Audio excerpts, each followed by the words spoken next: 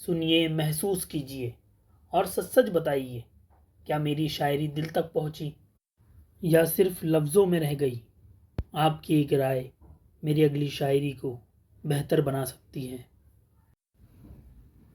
जिनका था इंतज़ार वो आए क्यों नहीं, पूछते हैं दरो दीवार वो आए क्यों नहीं। शब भर दिए में हम जलते ही रहे, शब भर था इंतज़ार वो आए क्यों नहीं। सबकी नज़रों में सवाल था वो कब आएंगे, दिल भी पूछता था बार बार वो आए क्यों नहीं। मुखलिस ने वजह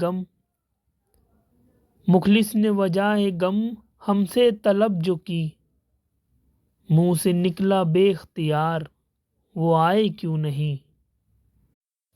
मजबूरियां बनी ना मिलने की वजह, मजबूरियां बनी ना मिलने की वजह, मगर जब उनको था इख्तियार वो आए क्यों नहीं।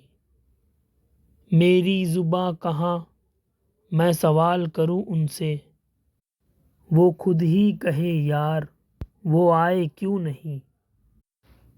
ए दिल उन्हें बुलाने में लर्जिश हुई थी क्या, ए दिले खाकसार वो आए क्यों नहीं। लोगों को लग रहा है ताल्लुक नहीं रहा, सोचों का है मयार वो आए क्यों नहीं।